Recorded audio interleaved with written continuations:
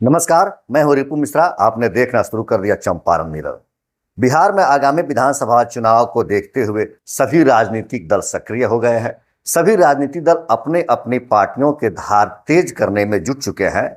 इसी कड़ी में कांग्रेस के कन्हैया कुमार ने भी बिहार पश्चिम चंपारण जिला के भितिहरवा गांधी आश्रम से, जो गांधी की कर्मभूमि है, वहां से पलायन रोको नौकरी दो नामक स्लोगन के साथ अपनी एक पदयात्रा शुरू की है। जो पदयात्रा बिहार के विभिन्न जिला से होते हुए बिहार की राजधानी पटना में 14 अप्रैल को पहुंचेगी।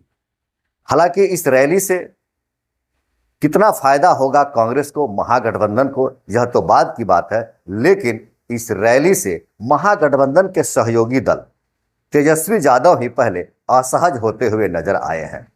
यह पदयात्रा एनडीए को कितना मुश्किल में डालेगा यह तो बात की बात है, लेकिन फिलहाल महागठबंधन के लोग ही इससे असहज होते हुए नजर आ रहे हैं। कन्हैया कुमार के इस यात्रा में कांग्रेस के बिहार प्रभारी कृष्णा अल्लावरू और बिहार प्रदेश अध्यक्ष अखिलेश प्रसाद सिंह भी साथ में नजर आए। पश्चिम चंपारण के जिला अध्यक्ष भारत भूषण दुबे भी उनके साथ नजर आए और पश्चिम चंपारण के कई कार्यकर्ता भी इस पदयात्रा में शामिल हुए और पदयात्रा को सफल बनाने की पुरजोर कोशिश की है। आधिकारिक तौर पर कहे तो कांग्रेस ने इस पदयात्रा का मुख्य नेता किसी को नहीं बनाया, लेकिन जिस तरह से कन्हैया कुमार के तेवर देखे गए और जिस तरह से कन्हैया कुमार सरकार पर मुखर होकर बोलते हुए नजर आए, इससे तो स्पष्ट होता है, ऐसा कहे कि इस पदयात्रा का दुल्हा एनएसयूआई के राष्ट्रीय प्रभारी कन्हैया कुमार ही रहेंगे। हालांकि जब से कृष्णा अल्लावरू को बिहार का प्रभारी बनाया गया है, तब से कृष्णा अल्लावरू भी काफी एक्टिव हो गए हैं और अब कांग्रेस ने बिहार में पप्पू यादव और कन्हैया कुमार को भी उतार दिया है। हालांकि कन्हैया कुमार की वापसी बिहार की राजनीति में 6 साल बाद हुई है, लेकिन जब से कन्हैया कुमार और पप्पू यादव कांग्रेस की कमान संभाले हैं, तब से काफी एक्टिव मोड में नजर आ रहे हैं और उनकी यही सक्रियता राष्ट्रीय जनता दल के तेजस्वी यादव की चिंता बढ़ा रही है और कहीं ना कहीं अब इस तरह से कांग्रेस के एक्टिव होने से महागठबंधन के सहयोगी दलों में भी एक दरार नजर आ रही है।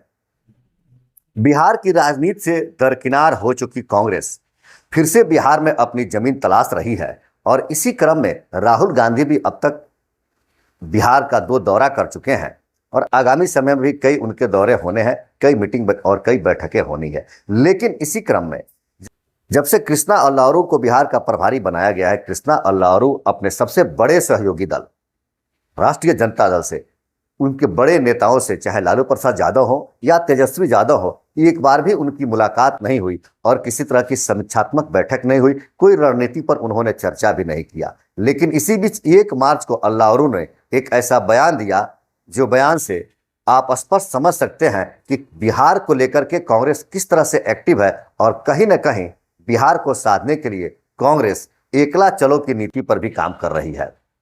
1 मार्च को अल्लावरू ने कहा, इस बार कांग्रेस जनता की ए टीम बनकर चुनाव लड़ना चाहती है, किसी की बी टीम नहीं।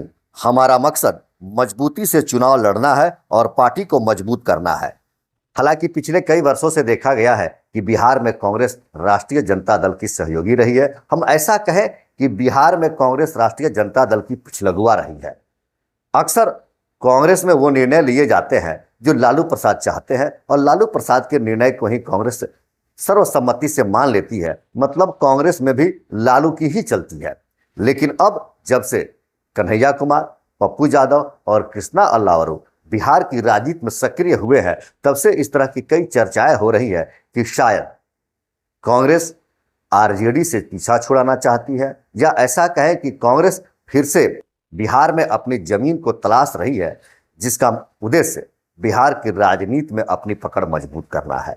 उन सभी छूटे हुए लोग जो कांग्रेस के थे और कांग्रेस को छोड़कर किसी अन्य पार्टियों में चले गए हैं, उन लोगों को फिर से एकजुट करना और एक नई राजनीति की शुरुआत करने की सोच रही है कांग्रेस। सूत्रों की माने तो जब से कन्हैया कुमार पलायन रोको नौकरी दो यात्रा की शुरुआत किए हैं, तब से तेजस्वी यादव थोड़े असहज है और उन्होंने कांग्रेस के आला कमान मतलब सोनिया गांधी और राहुल गांधी से भी टेलीफोनिक बात की है। उनके बात का प्रभाव है कि राहुल गांधी अगले महीने होने वाले बिहार में अपनी बैठक को स्थगित कर दिया है शायद अब वो अगले महीने बिहार में होने वाले समीक्षात्मक बैठक में शामिल नहीं होंगे या वह बैठक भी नहीं होगा। तेजस्वी यादव और कन्हैया कुमार की जो मनमुटाव है या जो दूरी है वह पिछले 2019 के लोकसभा चुनाव में ही देखा गया था। जब बेगूसराय से कन्हैया कुमार कम्युनिस्ट के टिकट पर चुनाव लड़े थे, उस समय आरजेडी ने कन्हैया कुमार के विरोध में तनवीर हसन को अपना उम्मीदवार बनाया था। हालांकि कन्हैया कुमार की उसमें हार हुई और उसके बाद ही कन्हैया कुमार कांग्रेस ज्वाइन कर लिए। उसके बाद से कन्हैया कुमार बिहार में कभी भी राजनीतिक दौरे पर नहीं आए और किसी तरह की राजनीतिक सक्रियता नहीं दिखाई। लेकिन इस बार विधानसभा चुनाव को देखते हुए कांग्रेस ने कन्हैया कुमार को बिहार का नेतृत्व दिया है। यूथ कांग्रेस एनएसयूआई का नेतृत्व करने के लिए कन्हैया कुमार बिहार में दौरा पर हैं। कन्हैया कुमार और तेजस्वी यादव की दूरी इस बात से भी स्पष्ट होती है कि जब मई 2023 में प्रजापति सम्मेलन में कन्हैया कुमार के शामिल होने पर मुख्य अतिथि के तौर पर बुलाए गए तेजस्वी यादव ने कार्यक्रम से दूरी बना ली थी। हालांकि जानकारों का कहना है कि लालू प्रसाद यादव तेजस्वी यादव के बिहार की राजनीति में सक्रिय होना चाहते हैं।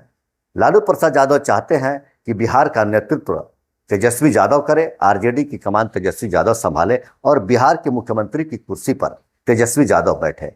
लेकिन कन्हैया कुमार जैसे लोगों की इस तरह से सक्रियता बढ़ जाएगी तो कहीं ना कहीं तेजस्वी यादव की राजनीति पर ग्रहण लगेगा, उनका प्रभाव कम होगा और बिहार में कन्हैया कुमार अगर एक्टिव हो गए तो शायद लालू प्रसाद यादव का यह सपना अधूरा रह जाएगा। इसी बात को लेकर के हमेशा से कन्हैया कुमार से तेजस्वी यादव या लालू प्रसाद यादव दूरी बनाए रखते हैं और वो नहीं चाहते हैं कि बिहार की राजनीति में कन्हैया कुमार की सक्रियता बढ़े या बिहार की राजनीति में कन्हैया कुमार का प्रवेश हो।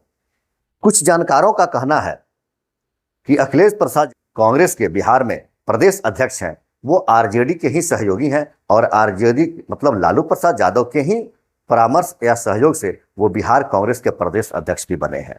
अक्सर अखिलेश प्रसाद सिंह पर इस तरह का आरोप लगता है कि वह टिकट के बंटवारे में, उम्मीदवारों के चयन प्रक्रिया में आरजेडी से या लालू प्रसाद यादव से ही सहयोग लेते हैं और उन्हीं के इच्छानुसार उन सीटों पर कांग्रेस लड़ती है या उन उम्मीदवारों का चयन भी किया जाता है। ऐसे में यह कहना कहीं से अखिलेश प्रसाद सिंह आरजेडी के सेकंड हैंड है और वो कांग्रेस में रहते हुए आरजेडी के लिए काम करते हैं। अब ऐसी परिस्थिति में जब कन्हैया कुमार, पप्पू यादव और कृष्णा अल्लावरू बिहार में कांग्रेस को संभालने लगे हैं, काफी एक्टिव हो गए हैं, तो कहीं ना कहीं इन दोनों गठबंधनों में दूरी बढ़ने की संभावनाएं बढ़ रही है। राजनीति के कुछ जानकारों का कहना है कि अखिलेश प्रसाद सिंह और कांग्रेस के कुछ ऐसे उनके सहयोगी हैं जो अभी भी आरजेडी के साथी हैं और आरजेडी के सहयोग से ही वो अपनी राजनीति करना चाहते हैं। लेकिन वहीं कृष्णा अल्लावरू, कन्हैया कुमार और पप्पू यादव ये एक अलग गुट में है और ये अपनी तरह से बिहार में कांग्रेस को फिर से स्थापित करने की प्रयास कर रहे हैं। ऐसे में यह देखना बड़ा दिलचस्प होगा कि क्या कांग्रेस के इन नए नेताओं के एक्टिव होने से बिहार की राजनीति पर कांग्रेस का कितना प्रभाव पड़ता है, गठबंधन पर कितना प्रभाव पड़ता है। क्या आने वाले समय में जो बिहार विधानसभा का चुनाव होना है उसमें गठबंधन के साथ रहेगा या कांग्रेस और आरजेडी की दूरियां बढ़ेगी। हालांकि कांग्रेस को अच्छी तरह से मालूम है कि अभी बिहार में वह आरजेडी का साथ छोड़कर अकेले चुनाव लड़ने की स्थिति में नहीं है। लेकिन क्या कन्हैया कुमार के इस यात्रा का, इस पदयात्रा का प्रभाव एनडीए पर कितना पड़ेगा यह तो बाद की बात है। लेकिन फिलहाल गठबंधन में ही इस पदयात्रा का प्रभाव देखने को मिल रहा है और आपसी नेता ही, गठबंधन के नेता ही इस पदयात्रा से असहज महसूस हो रहे हैं, दूरियां बढ़ती जा रही है। आगे देखना बड़ा दिलचस्प होगा कि कांग्रेस बिहार में कितनी अपनी जमीन तलाश पा रही है, क्या कांग्रेस बिहार में कुछ कर पा रही है या यह भी पदयात्रा ऐसे ही होता रह जाएगा और आपसी दूरियां बढ़ती रह जाएगी। वैसे आपको इस वीडियो पर क्या कहना है, इस खबर पर क्या कहना है, आप अपना सुझाव कमेंट करके जरूर दें। देखते रहे चंपारण मिरर। धन्यवाद।